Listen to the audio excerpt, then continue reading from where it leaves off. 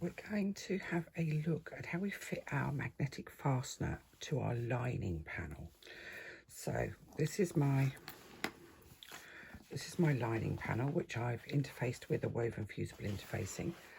Now you've got a mark on your pattern piece, and by the time you get this pattern piece, the pattern piece will actually have a mark. I've done mine with biro because I'm still kind of working on putting everything together. But the mark will be 2 inches away from the bottom edge, and what I want you to do is to make a mark on your fabric centrally on the wrong side that is 2 inches away from the bottom edge. So use that mark on your pattern to give you a guide. Now you can see here that I've added a couple of extra little pieces of the woven fusible interfacing. They're just scraps out of my scrap box, but it just helps to reinforce that area where you're putting your magnetic fastener. Now I've put my 2 pieces, they're just 2 rectangles, and I've put them sort of offset, because if you put them all together you end up with a bump on the inside of your lining, which is unattractive. This way you don't end up with any obvious bumps on the lining. It's even more noticeable if you're using a plain lining like I am. So if you're going to use a couple of pieces of that, just to give it a little bit of extra strength, just to offset them so that they're not sitting one on top of the other. So magnetic fasteners. This is a magnetic fastener, and it comes in 2 pieces. I'm sorry about the shadows and the light. It's like 6:30. No, it's not. It's 5:30 in the morning. So I'm doing this all in fake light, so I've got shadows all over the place. So I do apologise about that. So magnetic fasteners, they come in 2 parts. Now, without going into a biology lesson, we have the male part, which has a little protrusion on it, you can see there just in the centre, and the female part, which has an appropriately sized hole. Now, we're not going into birds and bees, we're talking about bags here. If you need any more information about birds and bees, may I suggest your local library or perhaps YouTube, where I'm sure you'll find many very good educational videos. Enough said on that. These are supplied usually with 2 little washers as well, which is what secures the magnetic fastener in place. So we are going to take the male part. That's what we're going to fit to the flap. The female part will go onto the bag itself. So how do we fit it? First of all, we take one of these washers, and they usually have a hole in the middle, and we place the hole in the middle over the top of the mark that we made on our fabric, and we grab a craft knife. Now, some people like to mark those 2 little lines either side. I very often, and then move your washer, I will very often actually just cut straight through that hole, but I'm not going to on this occasion. So I've got my 2 little lines. I'm just going to use my craft knife. You could use a seam ripper if you wanted to, if you don't do craft knives. I'm much more in control with a craft knife than I am with a seam ripper. I'm going to turn my right side over so that I'm working from the front. I'm just going to push those 2 little prongs through those slots that I just made, so that sits nice and flat on my lining. So turn it over, and I have the 2 little prongs sticking out of the back. Now I've got a piece of spare faux leather. Now if you haven't got faux leather, you can use a piece of stiff interfacing if you've got it. If you haven't got stiff interfacing, use a small piece of card from a cereal box. It really isn't important what you use. This is just to give another little bit of extra stabilisation. And all I'm going to do is I'm going to take my washer again. I'm just going to lay it on there. Mark the 2 little lines.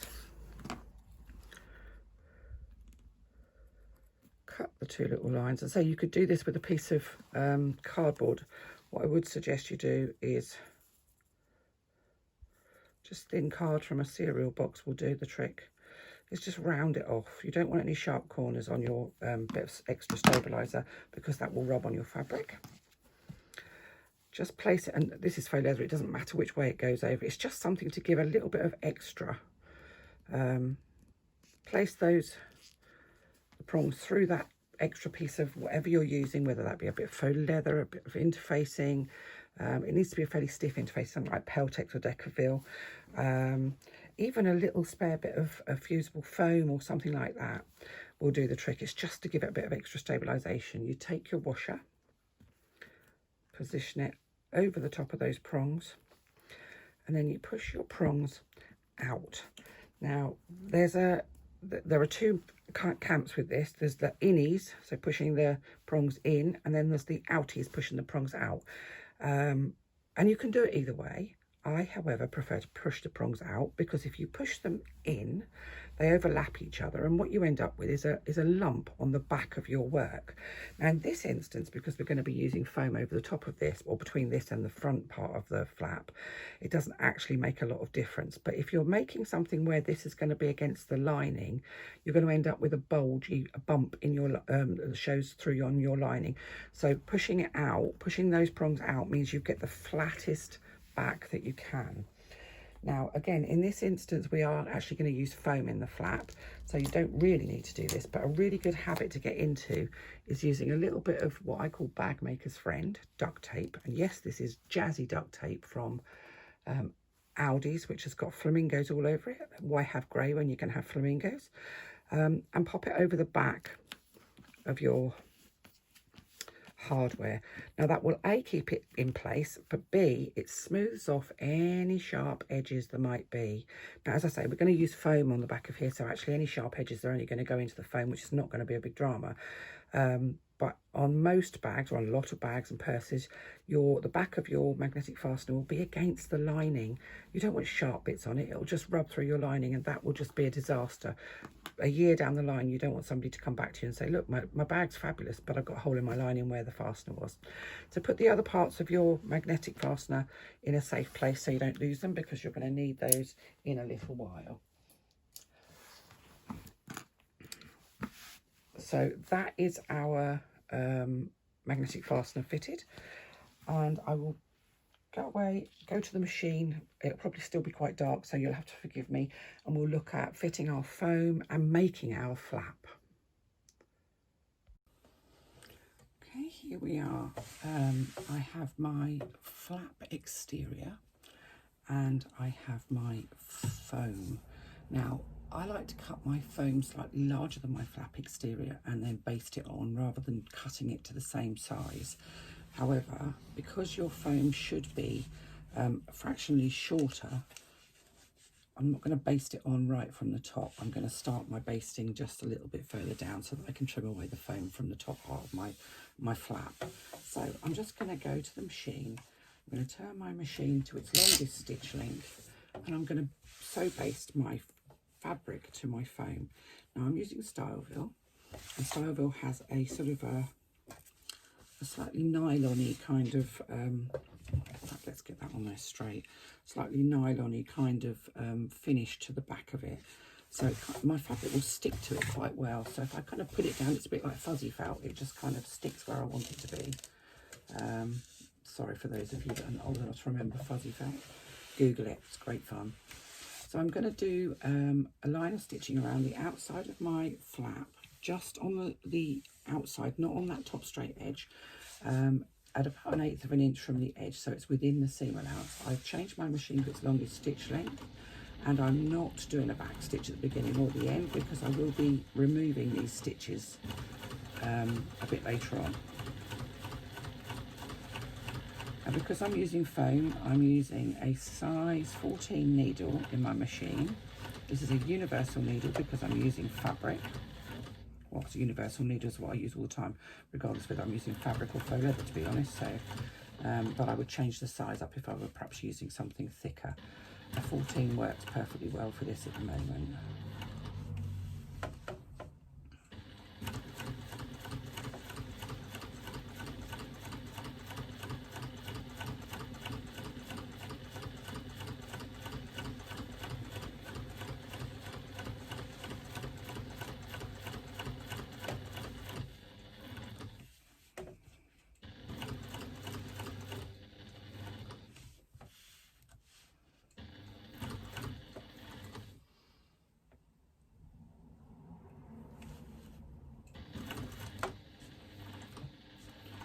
I do hope you can see this properly because it is still dark here.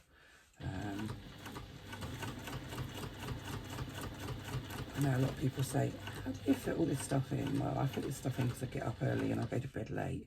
And it's now, according to my phone, it's now 6 o'clock, just gone in the morning. So I'm just going to stop just a little way before the top because I need to trim off the foam at the top there. So I've gone all the way around the outside, and what I'm going to do then is just trim away the excess foam. Now, if you wanted to cut your foam to size, that's fine. I just don't. It's as simple as that. I just find it's a lot easier to do it this way. It's probably more wasteful, but it's not vast amounts of waste. So I tend to just suck it up, really.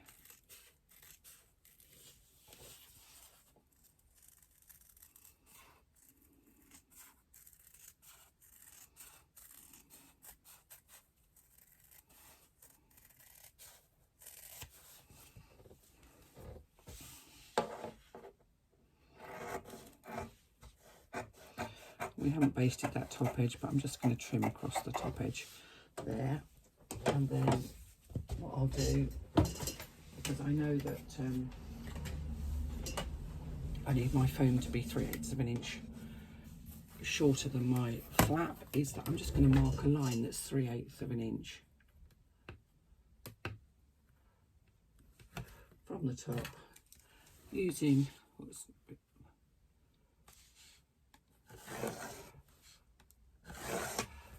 a fix-on pen.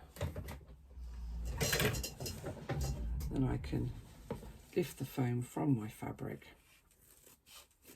and just cut along the top, just to reduce that bit of foam to the length that it needs to be. That wasn't a very straight line.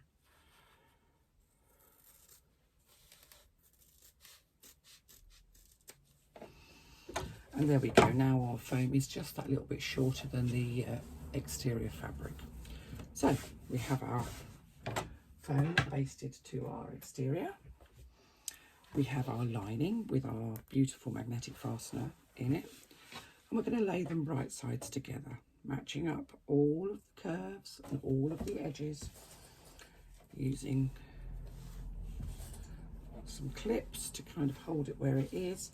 Now, if you're very new to bag making and you don't have clips, you can use bulldog clips or something like that from a stationer's, or even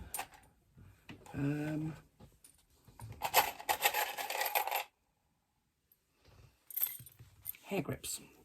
Hair grips will work just as well. And I've used these before. I actually use them quite frequently on straps, it has to be said, because they're just a bit longer. So, you know, there's always another way of doing stuff. Make sure that you've matched everything up and everything's pulled nice and tight. So I'll use a hair grip on there. You can just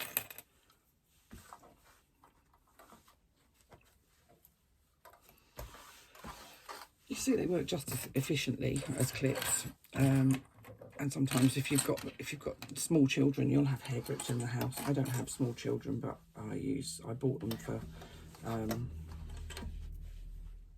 the purpose of doing straps, to be honest. So there we go.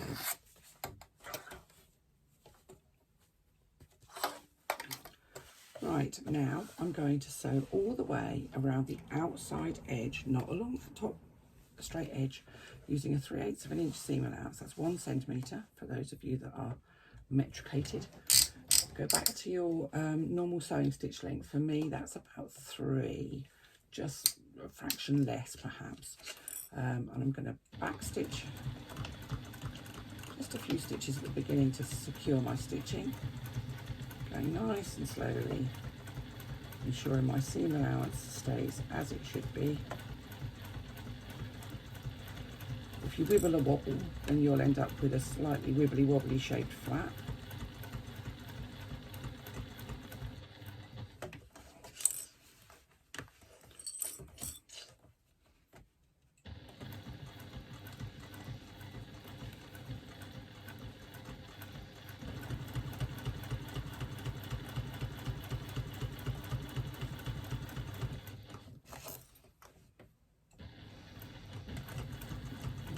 all the way around the outside.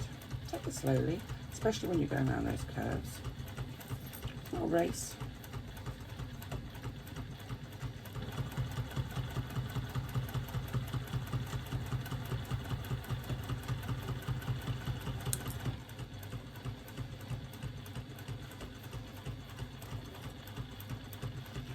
Now, I've been asked before, what is the, when I say seam allowance, what does that mean?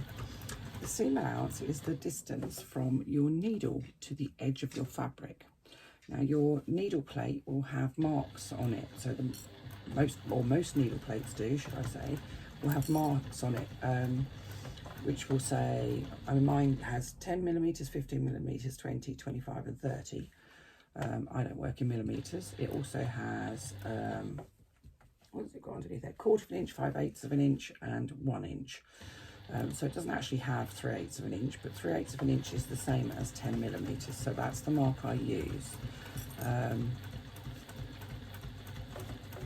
If you haven't got marks on your needle plate, you can use a piece of masking tape or duct tape or washi tape or any of the kind of preparatory tapes to mark a line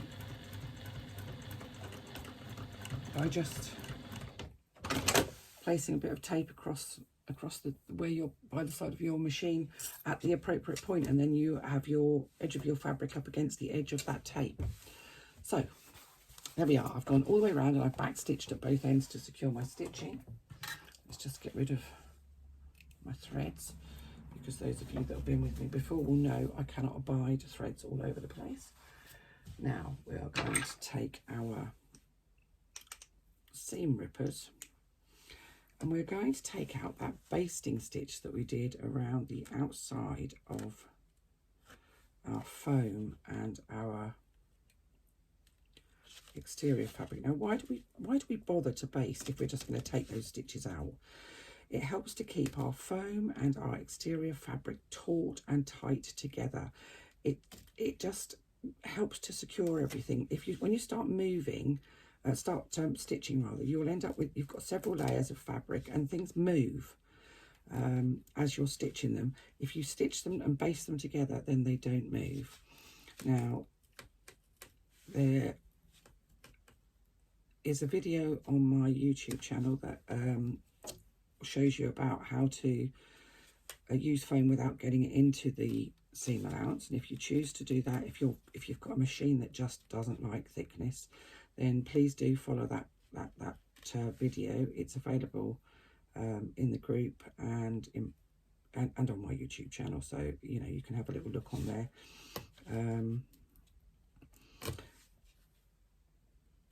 What are the other options for foam? You could use a fusible foam if you really wanted to, and you could use your fusible foam and cut it a little bit smaller than the size of the flap if you felt that you didn't want to stitch through it. My issue with fusible foam is that for me, I find it goes quite wrinkly, and I find that quite annoying. So I don't use it. I always prefer sewing. If you feel that you don't want to use foam at all, you could use a fusible fleece for this bag. However, it will be a lot more floppy. This has been designed to be relatively structured, so it's a follow-on from the twist pouch. The twist pouch was a really good starter, but it is a pouch, not really a bag. This is a proper handbag, proper structured, using modern bag making techniques and modern bag making materials. We're not on the bake off here, are we?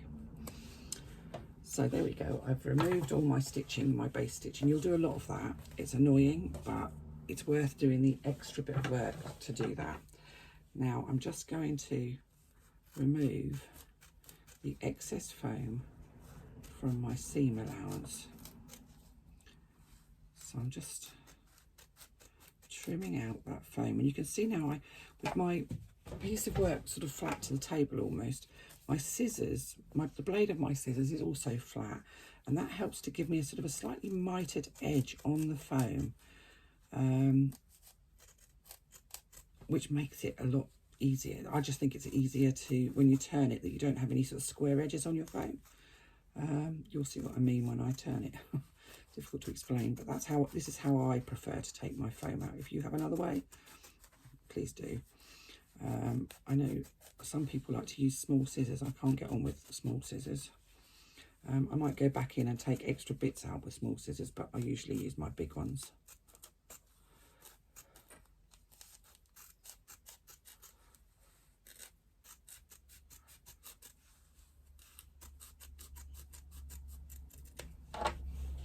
So there we go, we can get rid of that, and we have all of our foam removed from the seam allowance now. So if I show you, so we have no foam in the seam allowance. Now, on these slight bends and around these curves, we're going to, oops, you can either use a pair of pinking shears. I don't actually own a pair of pinking shears that work. I'm not a dressmaker, so it's not something I really need very often. We're going to cut little notches out. Now this will help the curves of our bag to sit nicely once we've turned our flap.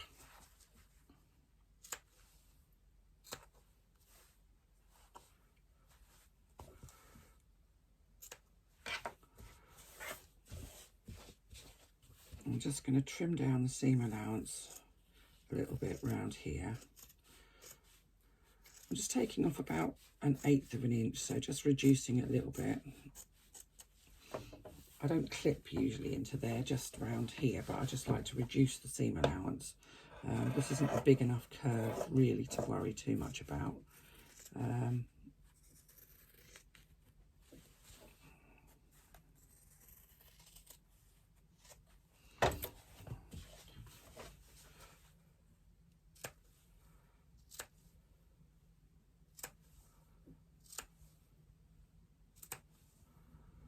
So for those of you that have got a pair of pinking shears, you can use a pair of pinking shears around here.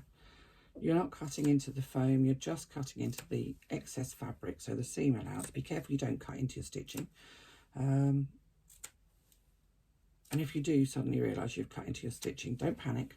Just go back over that line of stitching just around the area where you've snipped in, so everything will be fine.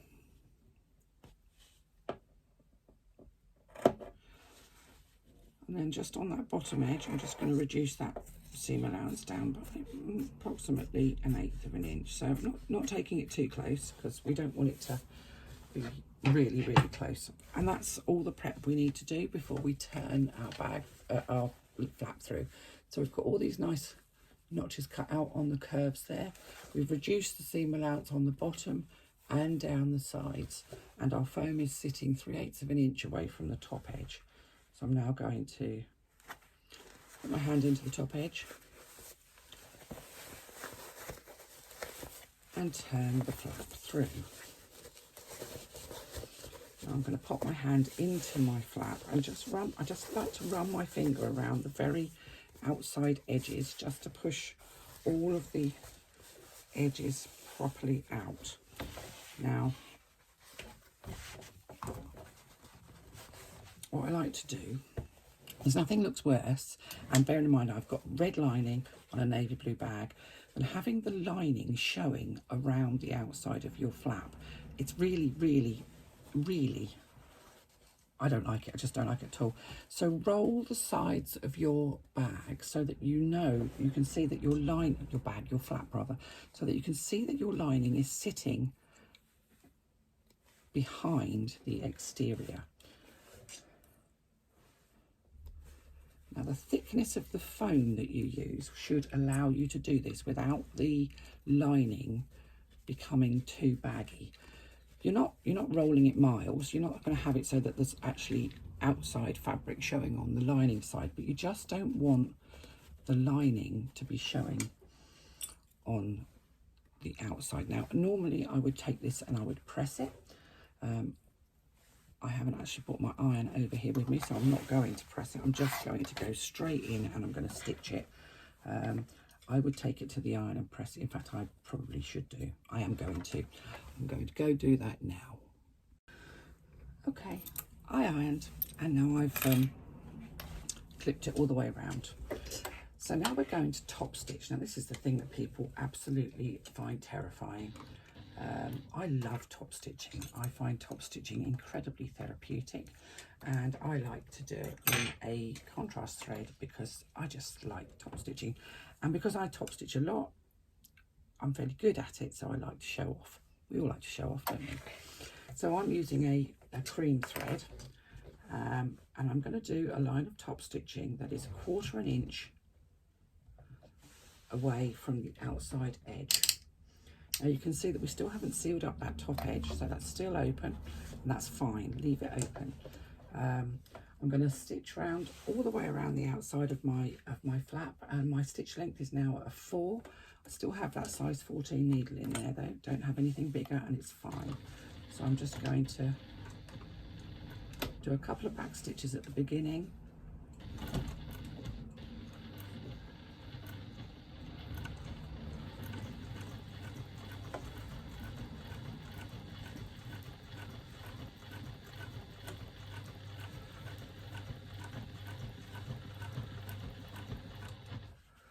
Now for me, I use the side of my foot as a guide, so you probably can't see actually, but the side of my foot is sitting on the edge of my flap.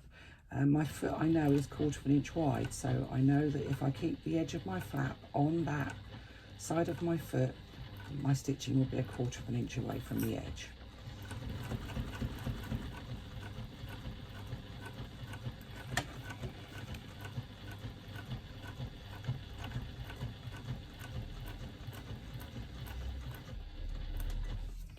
Before you do any top stitching, make sure that your bobbin thread is full, because otherwise you'll be playing bobbin bingo and you may well run out of thread halfway round, and that's annoying. I don't think I know many bag makers that haven't done that at some point, but it doesn't make it any the less annoying just because you've done it.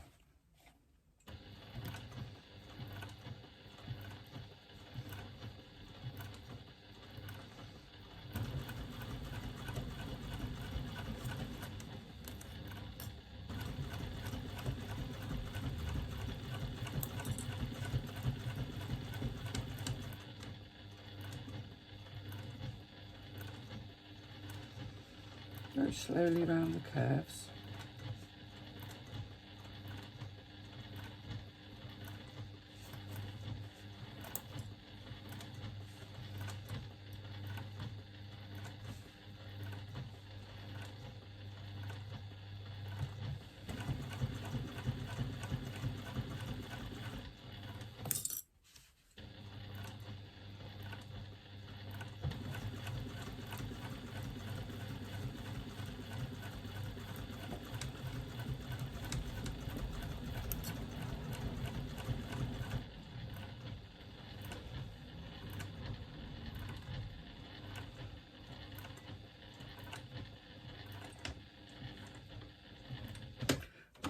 Back stitches at the end there to secure my stitching, and that's my first row of top stitching completed all the way around the outside. Now this isn't mandatory, but I like to do a second line of top stitching just because I know that I'm good at it, so I tend to do it because I can show off. It's not mandatory and you don't have to, but I like to see it done because I just think it looks nice, especially with foam. It gives more definition to the bag when you add a second line of top stitching. My second lot of top stitching will be at 1/8 inch, so it will be between the top stitching and that I've already done and the edge of my fabric.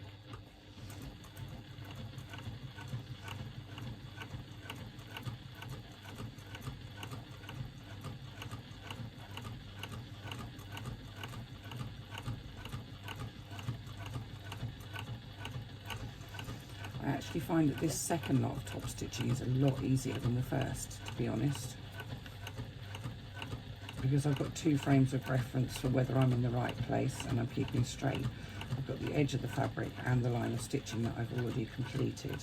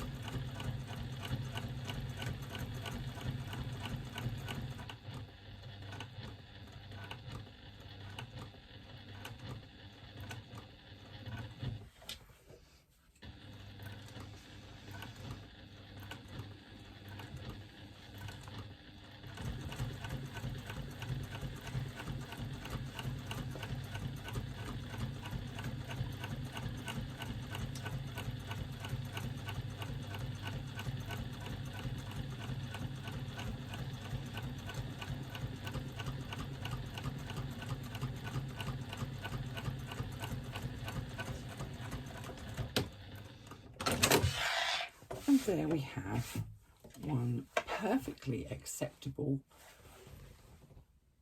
I don't know if you can actually see because it's still very dark. I've got the double stitching, and oh, you can see it better on the back. Look at that. It looks just really cool, doesn't it? With our magnetic fastener secured, and that feels nice and secure. It doesn't feel like it's going to pull out. Sometimes if you're not careful, if you don't put the extra stabiliser in, and you can, when I can put my hand inside and feel that, it feels just kind of flimsy, and you think that when you actually use it on the bag and close the bag, as you open your bag, the lining is going to be pulling away because there's nothing kind of holding it in place. This feels nice and secure. So that's your flap completed. And we'll come back and look at fitting our flap to our back of our bag.